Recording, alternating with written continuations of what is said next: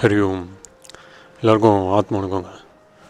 கிரியாயோகம் யார் கற்றுக் கொடுக்கணும் ஃபஸ்ட்டு அப்படின்றத நான் இன்றைக்கி பேசணுன்னு இருந்தேன்.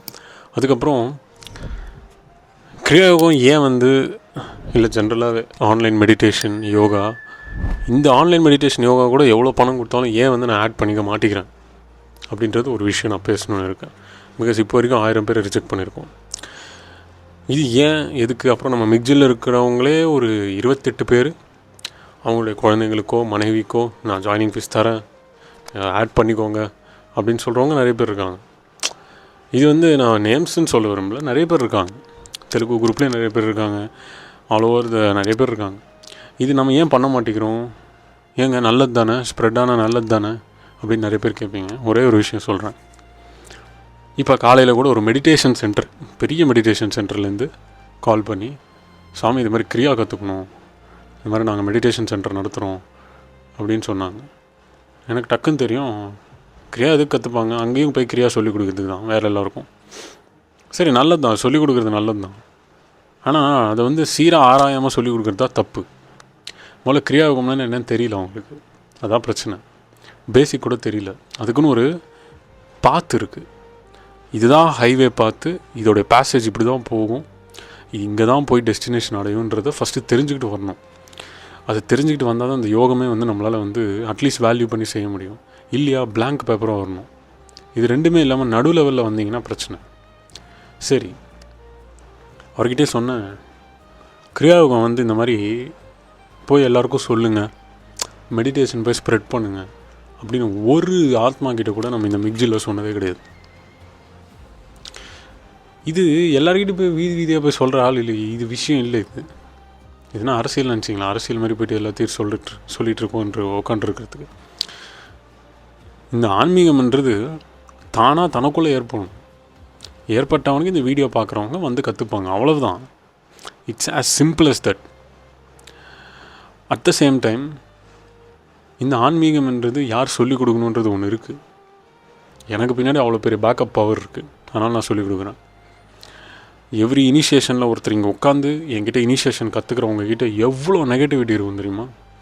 அவங்க பார்க்குறதுக்கு பெண்ணாக இருக்கலாம், ஆணாக இருக்கலாம், பார்க்குறதுக்கு சாது மாதிரி வெளியே காமிச்சிப்பாங்க, உள்ளே அவ்வளோ நெகட்டிவிட்டி இருக்கும். அவங்களுக்குள்ளே எல்லா தாட்ஸும் இருக்கும். ஸோ இதை நான் ஏதோ தப்பாக அது மாதிரி சொல்கிறதுன்னு இல்லை, உண்மை. அது இந்த மக்கள் எப்படி ஆகிட்டாங்கன்னா, ஒரு குருவை பிடிச்சிட்டு அந்த குருவை போய் அப்படியே இது பண்ணிடுறது. குரு இருக்கார் எல்லாம் பண்ணிவிடுவார், குரு இருக்கார் எல்லாம் பண்ணிவிடுவார். குரு இன்னும் உங்களை டெஸ்ட் பண்ணிகிட்டே இருப்பார். குருனால என்னென்னா பரீட்சை பண்ணுறவர். அப்பா அம்மாவும் கலந்து ஒரு ரூபம் வரும், அதான் குரு. அடுத்து தெய்வம்னு ஒன்று இருக்கும், அந்த தெய்வத்துக்கு போகிறதுக்கு உங்களுக்கு ட்ரைனிங் கொடுக்குறவர் தான் குரு. அம்மா அப்பா எதுக்கு ட்ரைனிங் கொடுப்பாங்க? லைஃப்பில் வாழ்கிறதுக்கு. சம்பாதி, சாப்பிடு, அடுத்த கல்யாணம் பண்ணிக்கோ, குழந்தை பெற்றுக்கோ, இதெல்லாம் அம்மா அப்பா சொல்லிக் கொடுப்பாங்க. குரு இதெல்லாம் சொல்லிக் கொடுக்க மாட்டார்.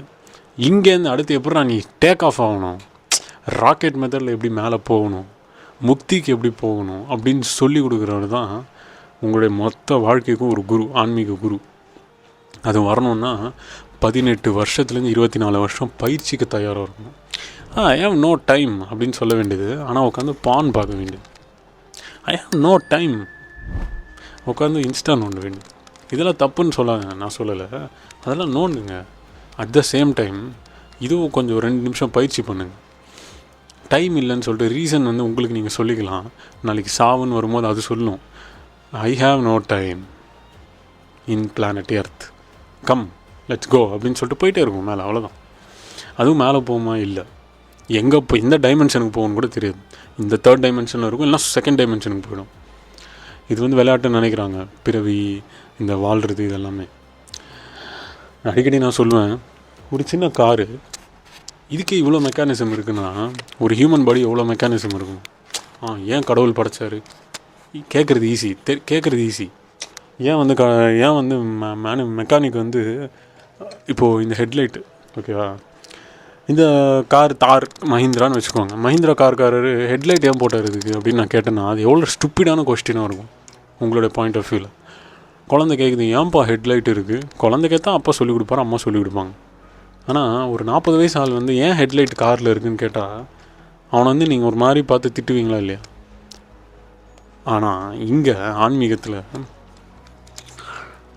மக்களுக்கு பேசிக் கூட தெரியல, ஆனாலும் நம்ம இறங்கி போய் சொல்லி கொடுக்குறோம். புரிஞ்சுக்கோங்க. ஒருத்தர் வந்து 40 வயசு ஆள் வந்து ஏன் ஹெட்லைட்டுக்கு கார் இருக்குது, ஏன் காருக்கு டயர் இருக்குதுன்னு கேட்டால் அப்படியே மேலேங்கீழேயும் பார்த்து பாய் அப்படின்னு நீங்கள் உண்மையாக இல்லையா? உங்களுக்கு உள்ளே வந்து பல வேலைகள் இருக்குது. ஆனால் எல்லாத்தையும் விட்டுட்டு உங்களுக்கு சேவை செய்கிறதுக்கு இந்த ஆன்மீகத்தில் என்ன இது, கார் ஏன் இருக்குது, காருக்கு ஏன் வந்து டயர் இருக்குது அப்படின்னு கேட்குற கேள்வி மாதிரி நிறைய கேள்விகள் இங்கே எல்லாம் கேட்குறீங்க. தப்பு கிடையாது, கேட்கணும். பட் அப்பேற்பட்ட அட்டர்மோஸ்ட் கேள்வி கேட்டாலும் பதில் சொல்ல தயாராக வேறுலேருந்து மேலே இருக்கிற அந்த ஹையஸ்ட்டு அந்த இறைவன் வரைக்கும் எல்லாமே நான் சொல்லிக் கொடுக்க ரெடி. அதை தெரிஞ்சுக்கிறதுக்கு யார் ரெடி கிடையாது. சும்மா ஏதோ அப்படி வந்தோம் மேலோட்டமாக. ஃபேஷன் ஆகிடுச்சு இன்றைக்கி. ஸ்பிரிச்சுவல்னால் ஃபேஷன் ஆகிடுச்சு. ஸ்பிரிச்சுவல்னால் புக்கு படிக்கிறதோ இல்லை கோவிலுக்கு போகிறதோ கிடையாது. ஃபஸ்ட்டு அதை வந்து அதுலேருந்து வெளியே வாங்க. அந்த டேர்ம் வச்சதே வந்து ஸ்பைனல் கார்டுக்குள்ளே சடங்குகள் பூஜைகள் செய்கிறதுக்கு தான் அந்த டேர்மே வச்சுருக்காங்க. ஸ்பைனல் கார்டில் ரிச்சுவல் பண்ணுறது ஸ்பிரிச்சுவல். இது அனுபவத்தில் பயிற்சியில் நான் வந்து எடுத்துகிட்டு வந்த விஷயம் தான். எங்கேயோ போய் படிச்சுட்டுலாம் எடுத்துகிட்டு வரல. என்னுடைய அனுபவம் இது. என் அனுபவம், என்னோடய நியூரான்ஸில் எனக்கு வந்த நாலேஜில் எனக்கு தெரிஞ்ச விஷயத்த நான் பகிர்ந்துக்கிறேன். இது ரொம்ப இம்பார்ட்டண்ட். இந்த self realization is very important.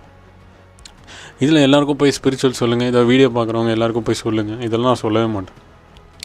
ஏன் நம்ம வீடியோ போய் எல்லாேருக்கும் பல பேருக்கு ஷேர் பண்ணுங்கன்னு கூட நான் சொல்ல மாட்டேன். லைக்கு சப்ஸ்கிரைப் பண்ணுங்கன்னு சொல்லுவேன். அது ஏன்னா வந்து லைக் சப்ஸ்கிரைப் பண்ணிங்கன்னா இதோடைய ஓகே இத்தனை பேர் கற்றுக்குறாங்கப்பா, சந்தோஷம், அவ்வளோதான். அதுக்கு மிஞ்சி எதுவுமே இல்லை. இத்தனை பேருக்கு பிடிச்சிருக்கு, ஓகே, அதுக்குன்னு ஒரு தெரிஞ்சுக்கிறது.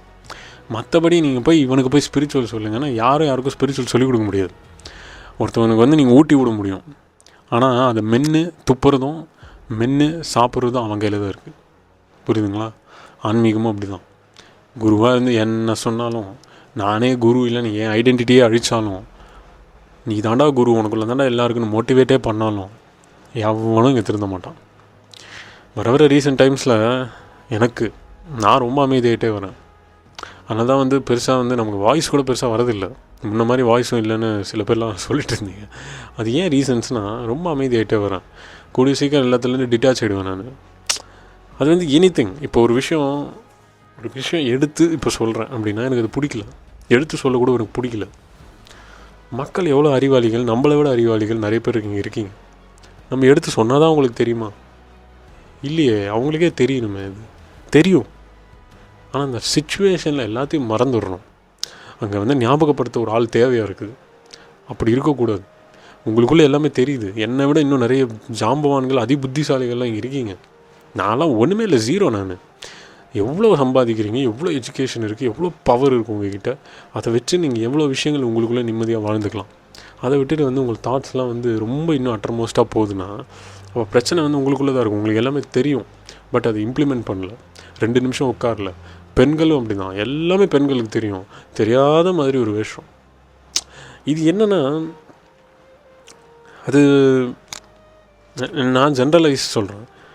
யாருக்காவது வந்து ஒரு விஷயம் எடுத்து இப்போ சொல்கிறது கூட என்னால் வந்து சொல்ல முடியல. ஏன் முடியல, ஏன் நான் ரொம்ப யோசிப்பேன். அப்போ ஏன்னா எனக்கு பிடிக்கல, 100% பிடிக்கல. ஹியூமன்ஸ்னால் இப்படி தான் அப்படின்னு தெரிஞ்சு போச்சு. அது anyone whomever it is. So அவங்க அப்படி இருக்கிறதுனால நம்ம மாறதுன்னு இல்லை. எனக்கு சொல்லவே பிடிக்கல. பிகாஸ் இங்கங்கே அவன் வந்திருக்கிறது அவனுடைய கர்மாக்காக வரான். அதை அவன் செய்வான். அது செஞ்ச பிறகு அவன் போயிட்டே இருப்பான். அதான் 100% உண்மை. நம்ம சர்வீஸ் கரெக்டாக செய்யணும், அவ்வளோதான். ஸோ இது இப்போ பார்க்குற மக்கள், புதுசாக ஜாயின் பண்ணுறவங்களாக இருக்கலாம், என்னுடைய நண்பர்களாக இருக்கலாம், யாருக்காக இருந்தாலும் இதுதான் உண்மை. பிகாஸ் ரீசெண்ட் டைம்ஸில் நான் ரொம்ப டீட்டாச்சாக இருக்கேன். ரொம்ப. பிகாஸ் எனக்குள்ளே வந்து வர ஒரே பாயிண்ட்டு அது ஃப்ரெண்ட்ஸாக இருக்கலாம், எனிவன். என்னோடய க்ளோஸுன்றதெல்லாம் நான் இப்போ வச்சுக்கிறதே இல்லை. க்ளோஸு அது இது எல்லாத்தையும் கட் பண்ணிட்டேன். ஏன் எதுக்கு அப்படின்னா, தனித்து இருந்தால் மட்டும்தான் நிம்மதி. அதேமாதிரி எல்லா விஷயங்களும் சொல்கிறது எதுவுமே இல்லை, எதையுமே வெளியே சொல்கிறது கிடையாது. அதில் இருக்கிற ஒரு பீஸ் இருக்குது பார்த்திங்களா, அது அல்டிமேட். ஃப்ரெண்ட்ஸுக்கும் சொல்ல வேண்டாம், யாருக்கும் சொல்ல வேண்டாம், நமக்குள்ளே வாழணும், அவ்வளோதான் இம்பார்ட்டண்ட். இந்த டிட்டாச்மெண்ட்னால நம்ம என்ன வந்து சக்ஸஸ் பண்ணுவோம், சாதிப்போம் அப்படின்னா, நிம்மதி. 60-70 வயசு வரும்போது யாரும் நம்ம கூட இருக்க மாட்டாங்க. அது இளமையிலே வரணும், இளமையிலே மக்களுக்கு வரணும். ஏன்னா 60-70 வயசில் எல்லோரும் கொடூரமாக நொந்து போவீங்க. அப்போ வந்து இந்த மனமோ சரி, இந்த பிரெயினோடைய செல்ஸோ சரி, நியூரான்ஸோ சரி, நம்ம உள்ளே இயங்குகிற ஆட்டம்ஸோ சரி, இது எல்லாமே வந்து நம்ம பேச்சு கேட்காது. இப்போவே கேட்காது, அப்போயும் கேட்க போகுது. இப்போவே கேட்காது.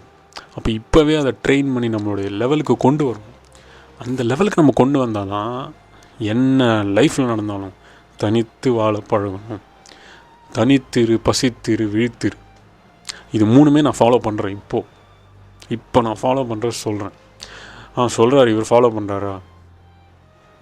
என் கூட 24 hours சர்வேலன்ஸ் மாதிரி யாராவது வந்து உட்காந்து பாருங்கள், உங்களுக்கே மென்டல் பிடிச்சிரும் நான் எப்படி இருக்கேன் அப்படின்னு. அதுதான் ஆன்மீகம். ஸோ அதெல்லாம் வளர்கிறதுக்கு பல ஆயிரம் மனித பிறவி எடுக்கணும். ஒரு மனித பிறவியில் அது வராது. அந்த மாதிரி எவ்வளோ 1000 மனித பிறவிகள்லாம் தாண்டி நான் இங்கே உட்காந்து இதை பேசிகிட்டு இருக்கேங்க. சாதாரண விஷயம் இல்லை. வேஷம் கூட போடாமல் ஒன்றுமே இல்லை. வேஷம்லாம் கிடையாது. தாடி வச்சுட்டு மாலை போட்டுட்டு பெரிய சித்தர் மாதிரி உட்காந்துலாம் நான் பேச எனக்கு தெரியாது. அனுபவத்தில் இல்லறத்தில் இருந்து இதை சாதனை பண்ணுறது எப்படின்றது சொல்லி கொடுக்குறது தான் இருக்கேன். அவ்வளோதான். தவிர சின்ன சின்ன விஷயத்துக்கெலாம் வந்துட்டு எதுவுமே இங்கே வந்து யாராவது இதை சொன்னால் எடுத்துக்கிறது இல்லை. எந்த ஸ்டேஜில் இருந்தாலும் நான் இப்படி தான் இருப்பேன் அப்படின்ற ஒரு மனநிலை தான் எனக்கு இருக்குது. இது வந்து ஒரு சின்ன எக்ஸ்பீரியன்ஸ் நான் பகிர்ந்துக்கிறேன். ஏன்னா டிட்டாச்மெண்ட்டுன்றது ரொம்ப இம்பார்ட்டண்ட். பீஸ் ஆஃப் மைண்டு அதுதான். ஆத்ம நிவேதனம் பண்ணும்போது நமக்கு தெரிகிற அந்த ஒரு ஹையஸ்ட் ஃபார்ம் ஆஃப் பீஸ், நிம்மதி, அதுதான். தனித்து இருக்கிறதுல தான் நிம்மதி உள்ளது. அது எல்லோரும் பழகிக்கோங்க. இல்லைங்க, கூட்டு குடும்பத்தில் இருக்கணும். கூட்டு குடும்பத்தில் இருங்க. யாரும் கூட்டு குடும்பத்தில் இருக்காங்கலாம் சொல்ல. கூட்டு குடும்பத்தில் இருக்கணும், உறவாடணும், எல்லாரோடையும் பேசணும். ஓகே, அந்த சாப்டர் அப்படியே கட் பண்ணிட்டு ஒரு நாளைக்கு 8 மணி நேரம் அது தனித்து நீங்கள் வாழணும். தூங்கிறது உட்பட சொல்கிறேன். தூங்கிறது உட்பட இதை கடைப்பிடிக்கணும். இல்லைனா நம்ம தேடவே முடியாது. திரும்ப மல்டிபிள் தாட்ஸில் இருப்போம். அட்லீஸ்ட் ஒரு நாளைக்கு 1 மணி நேரம் அது தனியாக இருங்க. தூக்கத்தை தாண்டி 8 மணி நேரம் தூக்கத்தோடு சேர்த்து தாண்டி தூக்கத்தையும் கழிச்சிட்டு ஒரு 1 மணி நேரம் தனியாக இருக்கணும். இருந்து என்ன இதெல்லாம் அப்சர்வ் பண்ணணும். வரலை அப்படின்னா கடவுளுன்ற பேர் சொல்கிறதுக்கு நமக்கு இங்கே யாருக்குமே எலிஜிபிள் இல்லை. உண்மையிலே சொல்கிறேன். பிகாஸ் இறைவன் சொல்கிற ஒரே பாயிண்ட்டு, தனித்திருந்து உங்களை சோதிப்பார். தனித்திருந்து தான் சோதிப்பார். தனித்து இல்லாத இங்கே ஒன்றுமே பிடிக்க முடியாது. பிகாஸ் நம்ம இங்கே எல்லாத்தையுமே வந்து சாதிக்கணும், நம்ம தான் எல்லாமே அப்படின்றது வரதெல்லாம் முதல்ல நிப்பாட்டணும். நம்ம பேச்சு இங்கே யாரும் கேட்குறதுக்கு ரெடியாக இல்லை. அட் த சேம் டைம் என் பேச்சு நீங்கள்லாம் கேட்கணுன்றதுக்கெலாம் நான் வந்து என்றைக்கும் சொல்ல மாட்டேன். பட் மகான்கள் பேச்சு கேளுங்க. எத்தனையோ மகான்கள் இங்கே வந்திருக்கிறாங்க.